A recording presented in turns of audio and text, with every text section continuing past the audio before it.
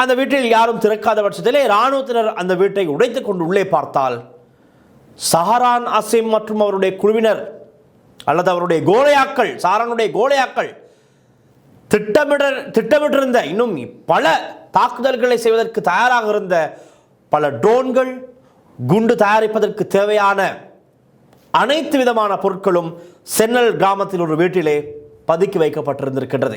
அதிலே தான் இருந்திருக்கின்றது சஹரான் அசீம் உட்பட குழுவினர் தாக்குதலை நடத்துவதற்கு முன்பதாக ஒரு சத்தியப்பிரமாணம் செய்து கொள்கின்றார்கள்.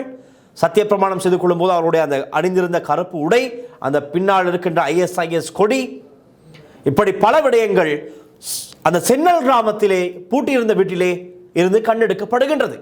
அதுவே ஒரு சந்தேகம் தானே.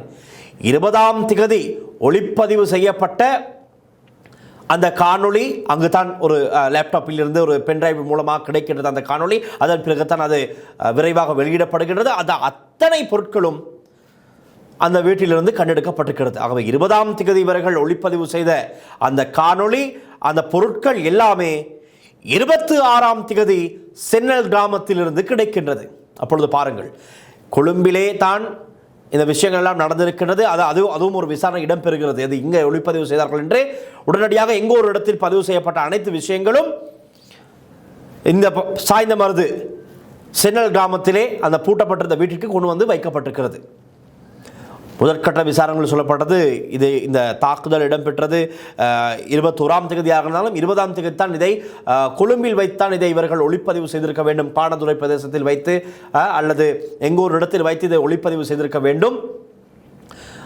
ஆனால் இந்த பொருட்கள் எல்லாம் எப்படி அங்கு கொண்டு வரப்பட்டது, யாரால் கொண்டு வரப்பட்டது என்பதும் ஒரு கேள்வியாக இருந்திருக்கின்றது. அவை பிரியதர்சன ஏலத்துட்பட விசாரணை அதிகாரிகள் உடனடியாக அந்த பொருட்களை எல்லாம் கைப்பற்றி அவற்றை உரிய தரப்பினர் பாதுகாப்பாக எடுத்து அவற்றை கைது செய்து எல்லாத்தையும் எடுத்துக்கொண்டு அடுத்த கட்ட நடவடிக்கைகளுக்கு உட்படுத்த பின்னர் 26ஆம் தேதி இரவு தகவல் கிடைக்கின்றது. பொலிவியன் கிராமத்திலே இப்படி ஒரு குழுவினர் ஒரு வீட்டிற்கு வந்திருக்கின்றார்கள். ஒரு 18 பேரளவிலே இருக்கின்றார்கள்.